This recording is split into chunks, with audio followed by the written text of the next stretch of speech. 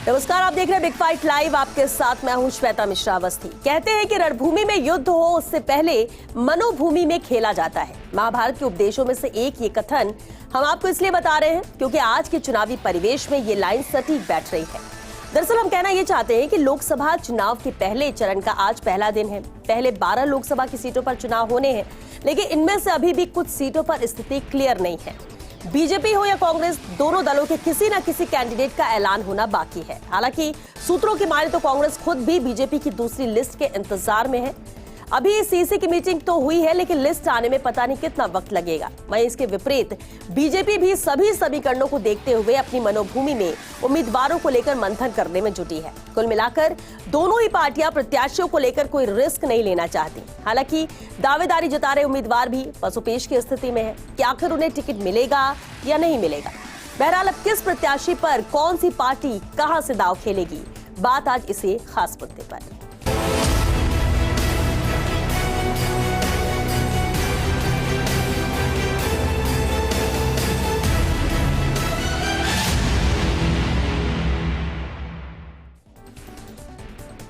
और चलिए इस खास मुद्दे पर चर्चा के लिए खास मेहमान हमारे साथ जुड़ चुके हैं। सबसे पहले उनसे रूबरू करा दें आपको। हमारे साथ है बीजेपी प्रवक्ता आशीष चतुर्वेदी जी, पीसीसी महासचिव आरसी चौधरी जी और साथ ही एसपी मित्तल जी भी हमारे साथ है, राजनीतिक विश्लेषक है। बहुत स्वागत है आप सभी का बिग फाइट लाइव में। आरसी जी, शुरुआत आपसे ही करते हैं क्योंकि पहला फेज 12 सीटों को लेकर आज से नामांकन प्रक्रिया भी शुरू हो गई है। आप दोनों से सबसे पहले तो यही जानना चाहूंगी कि बैठक के बाद कब तक लिस्ट आने की संभावना है, क्योंकि कांग्रेस की तो सीसी की बैठक आज खत्म ही हो गई है। श्वेता जी, निश्चित रूप से कांग्रेस पार्टी ने इस प्रत्याशी के चयन को लेकर जो एक लंबी प्रक्रिया को अख्तियार किया था, प्रदेश चुनाव समिति के सदस्य लोकसभा क्षेत्र में जाके कांग्रेस के कार्यकर्ताओं से संवाद किया। एआईसीसी ने अपने ऑब्जर्वर्स लगाए थे लोकसभा क्षेत्र के अनुसार, उन्होंने लगातार संवाद की। आज सीईसी की हमारी बैठक हुई है। निश्चित रूप से यह बैठक बेहद महत्वपूर्ण है। 2 दिन पहले जब हमने भारत जोड़ो न्याय यात्रा का समापन बॉम्बे के अंदर किया, उसके बाद में लगातार अलग अलग राज्यों की सीईसी की मीटिंगें हो रही हैं। कांग्रेस पार्टी का जो कार्यकर्ता है उसने उसी दिन तय कर लिया था जिस दिन से हमने ये संकल्प लिया। राहुल गांधी जी ने जिस दिन 14 जनवरी को यात्रा शुरू की थी, लगातार उनके बीच में जाके कांग्रेस पार्टी केंद्र सरकार की नाकामियों को लगातार प्रदेश की जनता के बीच में रख रही थी और कांग्रेस पार्टी का कार्यकर्ता मुस्तैद होके हर बूथ के ऊपर राहुल गांधी, खड़गे साहब, सोनिया गांधी, गोविंद डोटासरा, टीकाराम जूली, अशोक गहलोत, सचिन पायलट बन के लड़ रहा है लगातार। इसलिए हम ये उम्मीद करते हैं कि एक रणनीति का हिस्सा होता है। पार्टी के जो शीर्ष नेतृत्व है जल्दी ही तय कर देगा। आप और हम सब जानते हैं कि 2 दिन होली का अवकाश रहेगा, 4 दिन का एक कार्य दिवस रहेगा जिसके अंदर हमें पहले चरण को लेके नामांकन करने। इसलिए कांग्रेस पार्टी के जो प्रत्याशी आके नामांकन करना है, उसकी जो सेना है वो अपने क्षेत्र के अंदर तत्परता से लगी हुई। ठीक है आरसी जी, क्योंकि सीसी की बैठक हुई इसके बाद भी जो रिएक्शन है सबका कह रही था कि जो चर्चा होनी थी सभी 15 सीटों पर हो चुकी है, लिस्ट का इंतजार है। तो क्या 1-2 दिन में लिस्ट आएगी, क्योंकि 3 दिन का अवकाश है, आपने जिक्र किया, और जैसा कि अनाउंसमेंट भी है कि 23 से 25 तक अवकाश रहेगा। तो कांग्रेस के तो जब मंथन हो चुका है तो इन 2 दिनों में लिस्ट आएगी या फिर बीजेपी की लिस्ट का इंतजार कांग्रेस को? देखिए, भारतीय जनता पार्टी को लेकर कोई इंतजार नहीं है, क्योंकि भारतीय जनता पार्टी को आप और हम सब ने देखा कि 6 लोकसभा के सांसद उन्होंने विधानसभा के चुनाव में उतारे। 50% जो लोकसभा के उम्मीदवार हैं वो पराजित हो गए थे। जो 15 प्रत्याशी उन्होंने उतारे उसमें से भी 5 बदल दिए। भारतीय जनता पार्टी जानती है कि वो मुद्दों के आधार पर चुनाव नहीं लड़ सकती। उसका जो नेतृत्व है वो जनता की अदालत में जाके लेखा जोखा नहीं रख सकता।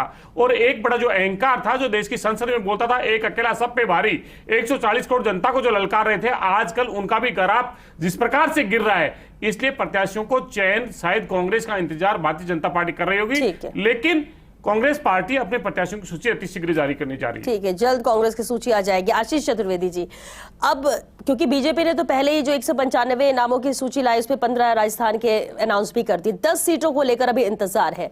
ये नाम कब तक किए जाएंगे अनाउंस, क्योंकि अभी आज से नोटिफिकेशन भी शुरू हो चुका है? देखिए श्वेता जी, हर पार्टी का अपना एक स्ट्रक्चर होता है और एक तरीका होता है। अभी आपकी डिबेट में आया था कि पहला दाव किसने चला, तो भारतीय जनता पार्टी ने 2 मार्च को हमारी पहली लिस्ट आ गई थी राजस्थान की, जिसमें हमने 25 में से 15 उम्मीदवारों की घोषणा कर दी थी। और पूरे इंडिया में अगर हम देखें तो 267 हमारे 2 लिस्ट में आ चुके हैं उम्मीदवार। जहाँ तक शेष 10 सीटों की बात है, उसको लेकर के भी स्टेट की कोर कमेटी होती है, स्टेट कोर कमेटी से पहले जो हमारे क्लस्टर प्रभारी है वो वहाँ पे कार्यकर्ताओं से चर्चा करते हैं, कोर कमेटी में उनको रखा जाता है। फिर बीजेपी दिल्ली के अंदर जो बीजेपी मुख्यालय है वहाँ पे राष्ट्रीय अध्यक्ष जेपी नड्डा जी और गृह मंत्री अमित शाह जी, BL संतोष जी, उनके साथ स्टेट का कोर ग्रुप बैठा है और लगभग आप मान के चलिए कि पूरी एक्सरसाइज पूरी है और हमें किसी की लिस्ट का इंतजार करने की आवश्यकता नहीं है। और जिस तरह से देश का राजनीतिक माहौल है, चौधरी जी को बहुत अच्छे से समझ लेना चाहिए कि किसका ग्राफ बढ़ रहा है, किसका ग्राफ नीचे है।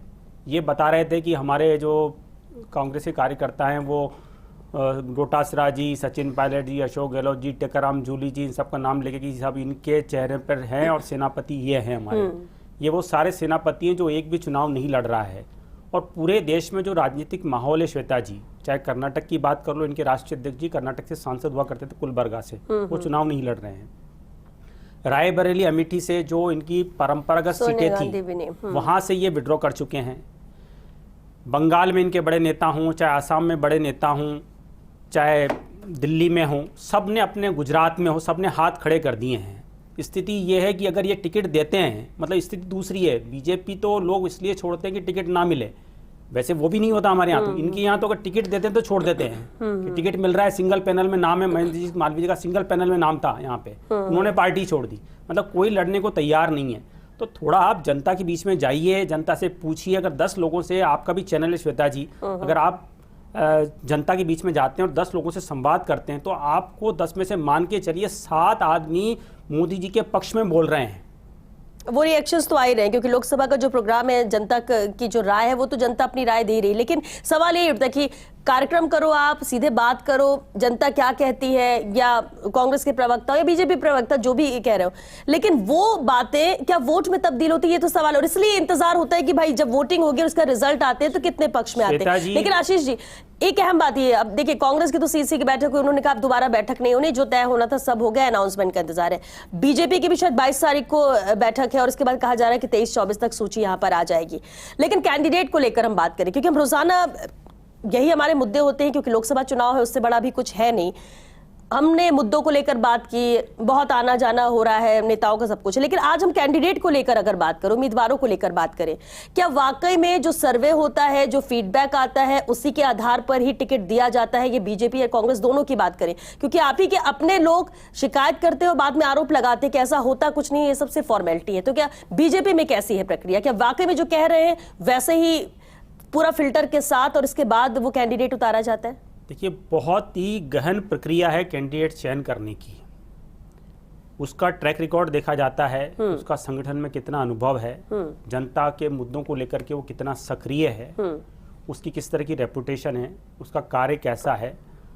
और ओवरऑल देखिए, अगर हम बात करें तो मैंने श्वेता जी पहले भी कहा है कि ये जो चुनाव हो रहा है ये बड़ा महत्वपूर्ण चुनाव है, देश की अस्मिता का चुनाव है। जो भारत के 96 करोड़ से ज़्यादा मतदाता हैं वो देश के प्रधानमंत्री का चयन करने के लिए इस आम चुनाव में भाग लेंगे।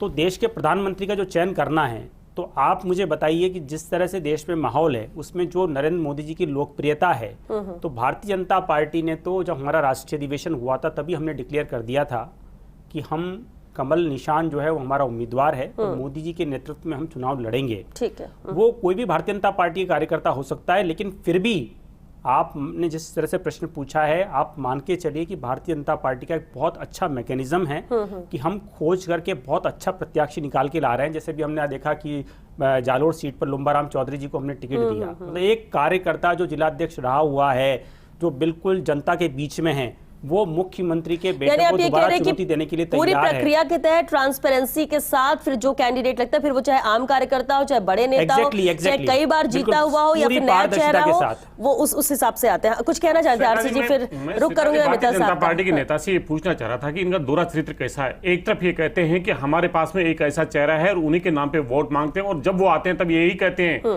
कि आपका हर वोट मेरे को जा रहा है। दूसरी तरफ ये कह रहे हैं एक लंबी प्रक्रिया है। तो ये भारतीय जनता पार्टी की इस चरित्र को देश समझ रहा है, राजस्थान भी समझ रहा है। ये जिस जालोर सिरोही की बात कर रहे हैं, जिस कार्यकर्ता की बात कर रहे हैं, वहां पे आपके लोकसभा अध्यक्ष थे, वो तीसरे नंबर पे चले गए। भारतीय जनता पार्टी 10,000 बूथ ऐसे हैं जहां पे अपनी एक जो मिनिमम जो होती है वो भी नहीं बचा पा रही है। इसलिए भारतीय जनता पार्टी का ग्राफ जो लगातार गिर रहा है, भारतीय जनता पार्टी में आंतरिक कलह है, और जिस प्रकार से इनके नेताओं का क्षेत्र में विरोध हो रहा है, इसलिए भारतीय जनता पार्टी बैक्रांत है। सुन लीजिए मुख्यमंत्री जी लगातार अलवर में क्या हालत है, आपके अलवर में क्या सुना आशीष जी, आरसी जी जिस तरह से अपनी पार्टी को लेकर बात रख रहे हैं, लेकिन मित्तल जब इंतजार तो दोनों की तरफ से सूचियों को लेकर है, क्योंकि जो पहले फेज में 12 सीटें हैं उसमें से भी कई ऐसे कैंडिडेट और सीट्स हैं जहां पर ऐलान होना बाकी है, और इसलिए इंतजार है कि जो सूची आएगी उसमें उनका नाम आ जाएगा। लेकिन अब सवाल नहीं उठता है कि कैंडिडेट को जिस तरह से परख रहे हैं, तराश रहे हैं और सिलेक्शन हो रहा है पैनल के तहत, वो कितना अहमियत रखने वाला है इस चुनाव में। मुद्दे अपनी जगह, प्रधानमंत्री नरेंद्र मोदी का चेहरा अपनी जगह, कांग्रेस के आरोप और सवाल अपनी जगह।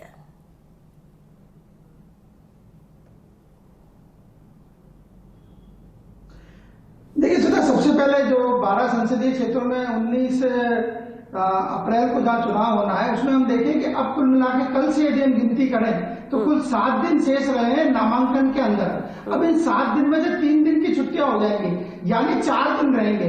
अब 4 दिन के अंदर क्या नाम से दोनों दलों को अपने अपने उम्मीदवारों की घोषणा की है।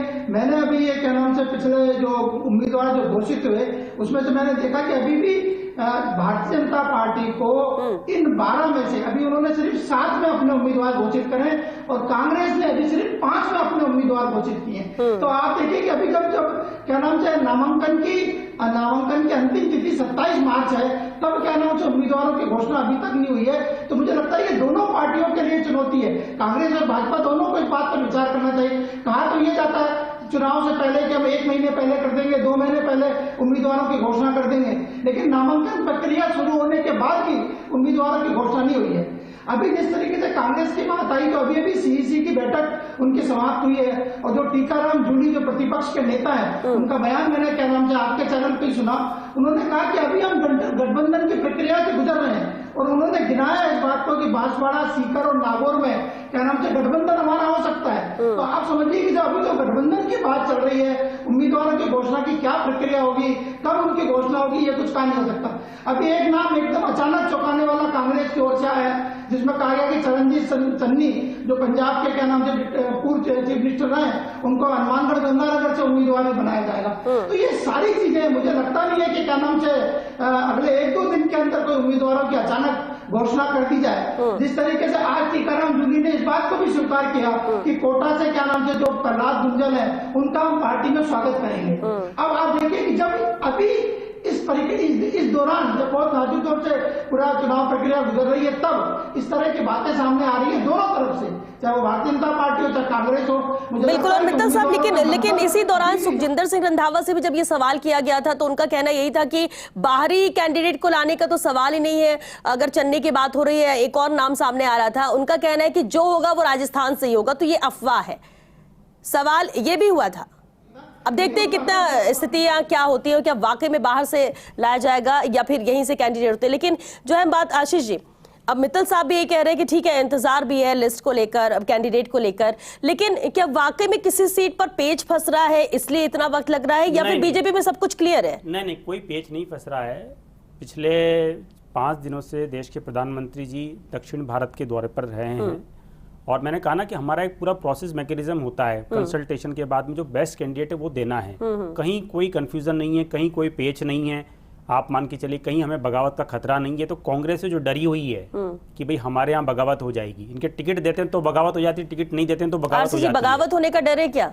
देखिए मैं कहना कांग्रेस में क्या है, क्या कांग्रेस में भी प्रक्रिया कैसी है? वो उन्होंने तो कह दिया हमारे यहाँ बहुत ट्रांसपेरेंसी, क्या है श्वेता जी, आपके यहाँ क्या है? श्वेता जी, भारतीय जनता पार्टी के अंदर 2 व्यक्ति निर्णय करते हैं, किसी को कोई भरोसा नहीं टिकट होगी या नहीं होगी। कांग्रेस में, कांग्रेस पार्टी के अंदर आप और हम सब देखते हैं, पार्टी का राष्ट्रीय अध्यक्ष का भी चुनाव होता है, पार्टी का जो प्रत्याशी है उसके लिए भी प्रदेश चुनाव समिति के सदस्य हैं, वो जिलों में जाते हैं, लोकसभा क्षेत्र में जाते हैं, कार्यकर्ताओं से संवाद करते हैं।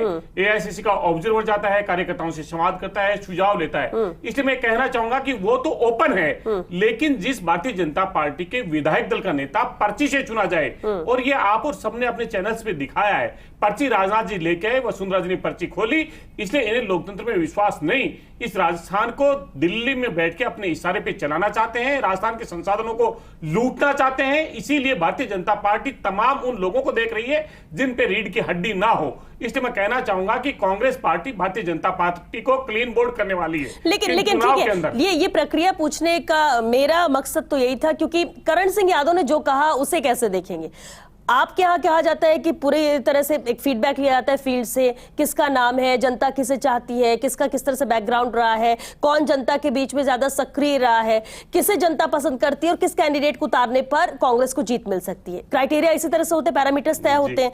करण सिंह यादव ने कहा कि ये सब सिर्फ कहने की बातें हैं, दिखावे की बातें हैं, क्योंकि फील्ड में जाकर कुछ नहीं देखा गया। अलवर को लेकर जो उन्होंने अपनी बात रखी, फर्स्ट इंडिया में बिग फाइट में ही वो जुड़े थे और ये बात उन्होंने कही थी। उनका कहना था ये सब सिर्फ दिखावे के लिए, किसी एक दो का ही मन का चलता है, उनकी मर्जी के हिसाब से कैंडिडेट फाइनल होता है। अब उनकी बात पे कितनी सजाए, उस पर भरोसा करें या फिर आप जो बोल रहे हैं उस पर? देखिए, डॉक्टर करण सिंह जी एक बहुत ही विख्यात सर्जन रहे, ग्रामीण पृष्ठभूमि से आते थे। कांग्रेस पार्टी ने उन्हें विधायक बनाया, सांसद बनाया, उन्हें 20 सूत्री कार्यक्रम का उपाध्यक्ष बनाया, लगातार पदों से नवाजा। आज उनका स्वास्थ्य और जिस प्रकार से उम्र जिस स्थान पे है, नई पीढ़ी इंतजार कर रही है, परिवर्तन के साथ में उन्हें खड़ा होना चाहिए था। लेकिन करण सिंह जी के जो भी विचार हैं वो निजी हैं, क्योंकि ये जो पूरी प्रक्रिया है वो आप और सबने मीडिया के माध्यम से, विजुअल्स के माध्यम से और जिला कांग्रेस की मीटिंग के माध्यम से सबने देखा। लेकिन अगर किसी भी व्यक्ति को, एक नौजवान को जो जनता से चुन के आया, अगर उससे प्रत्याशी के तौर पे चयन किया जाता, तो मुझे लगता है कि करण सिंह जी का अगर नई पीढ़ी को आशीर्वाद होता, तो जो भी दूर दराज तक एक बड़ा एक संदेश आता कि कांग्रेस पार्टी की जो विचार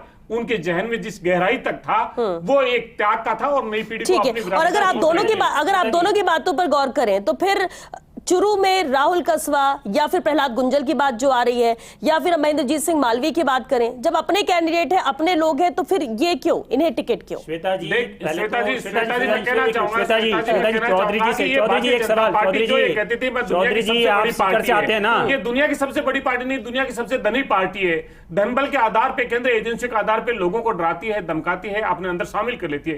कांग्रेस पार्टी के पास में तो ना धन है ना ही एजेंसियां हैं। कांग्रेस पार्टी के अंदर वो व्यक्ति आता है और वो ये कहता है कि मैं किसान का बेटा हूं, किसान की आवाज को मुकर के अपने लोग नहीं है क्या? श्वेता जी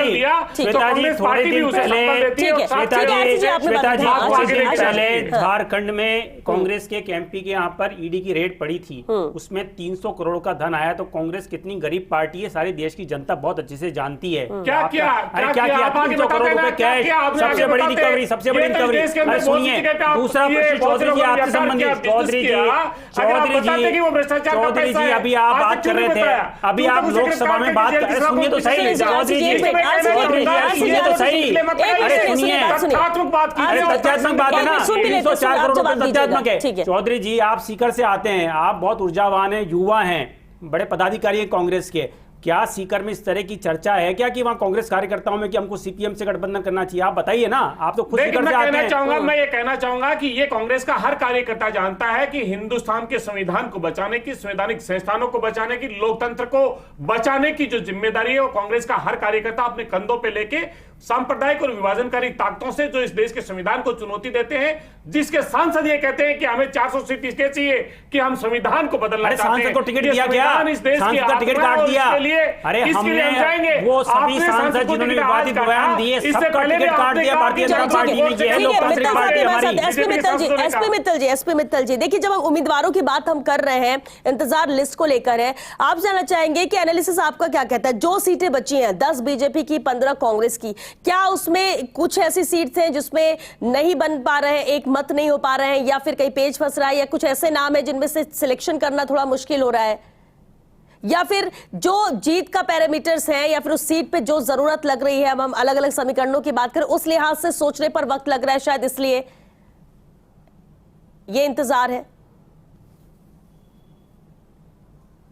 नहीं श्वेता, बिल्कुल अभी जो खबरें निकल के आ रही है उसमें कई सीटों पर क्या नाम से जो गोविंद सिंह डोटाला जो प्रदेश अध्यक्ष है और जो सचिन पायलट है जो पूर्व डिप्टी सीएम है, उनके बीच में इस बात पर सहमति नहीं हुई है। इसीलिए आप देखिए कल भी ऐसा ही निर्णय नहीं हो पाया और आज भी ऐसा ही निर्णय नहीं हो पाया, क्योंकि अभी सहमति नहीं, जो राजस्थान के जो नेता है उनके बीच में आपसी सहमति नहीं हो रही है। मुझे लगता है कांग्रेस की जो लिस्ट है इसलिए डिले हो रही है। लेकिन ये बात सही है कि जो भारतीय जनता पार्टी है उसके सामने बड़ी चुनौती है, वो इस बात की चुनौती है कि उसको अपनी 25 सीटों का जो उन्होंने लक्ष्य रखा है वो उनको जीतने की है। पिछली बार 2 बार से जीतते आ रहे हैं, लेकिन कांग्रेस के पास खोने को कुछ भी नहीं है। 14 और 19 के अंदर कांग्रेस के पास एक भी सीट नहीं थी। तो ऐसी स्थिति के अंदर मेरा ये मानना है कि ये जो चुनाव है ये कांग्रेस और भारतीय जनता पार्टी के लिए ज्यादा चुनौतीपूर्ण है।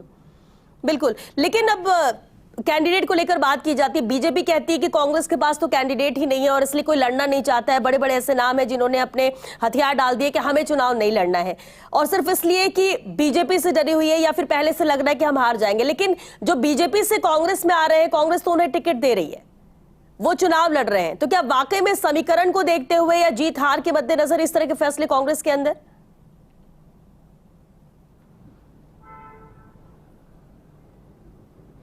नहीं, देखिए सुधा, जिस तरीके से हम देख रहे हैं कि कांग्रेस में एक तरह से भगदड़ सी मची हुई है। बड़े बड़े नेता आ रहे हैं, अलवर से क्या नाम जो पूर्व सांसद आ गए, जिला प्रमुख आ गए, और दूसरे लोग भी लगातार आ रहे हैं। जैसे कल हम जोधपुर का ही देखें तो जो हनुमान सिंह खापटा है, जो मेवाड़ राजपूत महासभा के अध्यक्ष हैं और जो पूर्व मुख्यमंत्री अशोक गहलोत के बहुत निकटतम सहयोगी रहे, वो भी क्या नाम से भारतीय जनता पार्टी में शामिल हो गए। तो स्वाभाविक रूप से कांग्रेस के सामने ये है। इसीलिए हमने देखा कि आज जो खबर निकल के आई है कि कोटापारा से क्या नाम से जो प्रमोद जैन भाया है, उनकी पत्नी जो अभी जिला प्रमुख है उर्मिला भाया, उनको क्या नाम से उम्मीदवार बनाया जा रहा है। तो स्वाभाविक है कि क्या नाम से कांग्रेस में इसमें कोई दो राय नहीं है कि इस बात का संकट है। और बड़े लोग, जो बड़े नेता हैं, चाहे उसमें सचिन पायलट हो, चाहे उसमें अशोक गहलोत हो, चाहे उसमें दूसरे नेता हो, उन सबने भी क्या नाम से इस बात से किनारा किया है कि वो चुनाव नहीं लड़े। लेकिन अच्छी बात है, यदि कांग्रेस क्या नाम से युवाओं पर, नए लोगों को मौका देती है तो ये सराहनीय है। लेकिन उम्मीदवारों की घोषणा मेरा ये मानना है कि जल्द से जल्द होनी चाहिए, ताकि प्रत्याशी अपने जाके निर्वाचन क्षेत्र में बिल्कुल प्रचार प्रसार कर सके, वक्त पूरा दे सके। बिल्कुल ठीक कहा आपने। आरसी जी कुछ कहना चाह रहे थे? मैं सिर्फ इतनी गुजारिश करना चाहूंगा, मित्तल साहब बेहद बड़े वरिष्ठ पत्रकार हैं, चाहे अशोक गहलोत जी हो, सचिन पायलट जी हो, गोविंद डोटासरा जी हो, पार्टी के अन्य वरिष्ठ नेता हो, किसी ने मना नहीं किया। उन्होंने वही कहा कि जो हमारे पार्टी का शीर्ष नेतृत्व जो कहेगा उसकी सबसे पालना करेंगे। ये भारतीय जनता पार्टी का स्लोगन है। ये उस स्ट्रेटेजी से चिंतित है जिसको लेके अशोक गहलोत जी एक अलायंस कमेटी के मेंबर हैं, पूरे देश के अंदर किस प्रकार से अलायंस को लेके किस प्रकार से एक रणनीति को बना रहे हैं। सचिन पायलट जी छत्तीसगढ़ के अंदर भारतीय जनता पार्टी को चुनौती दे रहे हैं, और गोविंद डोटासरा जी, आप और हम सब ने देखा किस प्रकार से चाहे विधानसभा का चुनाव हो, चाहे लोकसभा के चुनाव को लेकर तैयारियां कर रहे हो। इसलिए मैं आपसे सिर्फ इतनी गुजारिश करना चाहूंगा कि कांग्रेस पार्टी का कार्यकर्ता हो चाहे नेता हो, वो भारतीय जनता पार्टी को वो चुनौती देना चाहता है, क्योंकि ये मुल्क के संविधान का समय है और इसके अलग अलग जो वर्ग हैं उनके न्याय और हक की लड़ाई है, उसको लड़ाई बेखूबी से लड़ेंगे। लेकिन आरसी जी, आपने कहा कि जो शीर्ष नेतृत्व कहेगा वैसे चुनाव लड़ेंगे, लेकिन अपने से भी तो इंटरेस्ट ये नेता नहीं दिखा रहे, जबकि प्रदेश की जनता कुछ ऐसे नेता चेहरे हैं जो चाहती है कि वो चुनाव मैदान में आए और शायद कड़ी टक्कर वही दे सकते हैं। मैं एक गुजारिश करना चाहूंगा तो इस बात पे कितना, मैं गुजारिश करना चाहूंगा, निश्चित रूप से पार्टी के अंदर बड़े नेता होते हैं, बड़े नेताओं का बड़ा जुड़ाव होता है, लेकिन बड़े नेता एक स्ट्रेटेजी के साथ में अगर बड़ी ज्यादा सीटों के ऊपर अगर प्रभावशाली काम करके और ज्यादा भारतीय जनता पार्टी को चुनौती देते हैं, प्यारी शिकस्त देते हैं, तो वो ज्यादा बेहतर है कि वो खुद एक जगह पे चुनाव लड़के और अपना चुनाव जीत के आए। इसलिए पार्टी के जो तमाम जो नेता हैं वो प्रतिबद्ध हैं कि किस प्रकार भारतीय जनता पार्टी को क्लीन बोर्ड किया जाए। आशीष जी, तो फिर तो 22-23 तारीख के बाद ही बीजेपी की लिस्ट आएगी? बीजेपी की लिस्ट जल्दी आएगी, और कांग्रेस के जितने बड़े नेता हैं, बड़े ही रणनीतिक खिलाड़ी रहे हैं, बड़े मजे हुए खिलाड़ी हैं, राजनीति का बहुत लंबा अनुभव है, उनको जो धरातल पे स्थिति है उसका बहुत अच्छे से पता है कि कांग्रेस तीसरी बार भी शून्य की लगाने जा रही है, इसलिए वो सब दूर हो गए। अरे दूर हो गए, 163 वसुंधरा जी के समय पे, मोदी के समय पे, अरे देख लीजिएगा 4 जून आएगा, 25 सीटें लेकर के आएगी भारतीय जनता पार्टी। 4 जून को 25 की 25 सीटें राजस्थान में लेकर के आएगी। चौधरी जी, आज वो आपको यही देख लेना, आप भी यही हैं, मैं भी यही हूँ, आप और मैं यही है। श्वेता जी इस बात को नोट करके रखिए आप। 4 जून को फिर हम चर्चा करेंगे कि 25 की 25 सीटें भारतीय जनता पार्टी जीतने जा रही है। आपके नेता धरातल की स्थिति को देखते हुए भाग गए। आपकी नैया डूब रही है। आपके जो लोकसभा के सांसद हैं, हारे या नहीं हारे बता दीजिए। हारे विधानसभा चुनाव होता है, लोकसभा चुनाव, अरे फाइनल का प्लेयर, अरे भैया आपके सचिन पायलट नहीं आ रहे, आपके हर नेता चुनाव आ रहा हुआ है, वैसे बैठा दिया।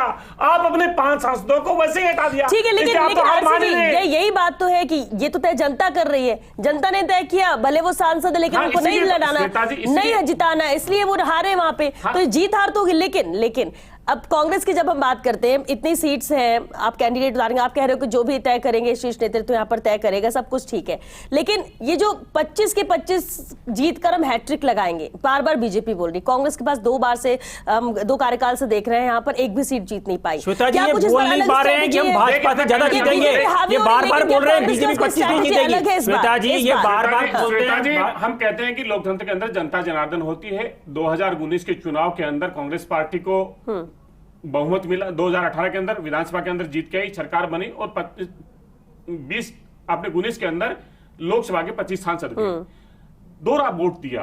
अब उन्होंने देख लिया कि मोदी जी आए थे, गारंटी देके गए थे। गारंटियों क्या हुआ? पंजाब हरियाणा से डीजल सस्ता हुआ, किसान के जो गेहूं के एमएसपी 2700 करने की बात की थी, इसलिए तमाम जो गारंटी, मित्तल साहब एक लास्ट कमेंट, एक लाइन में लास्ट कमेंट, कांग्रेस पे भरोसा करेंगे। मित्तल साहब एक लास्ट कमेंट।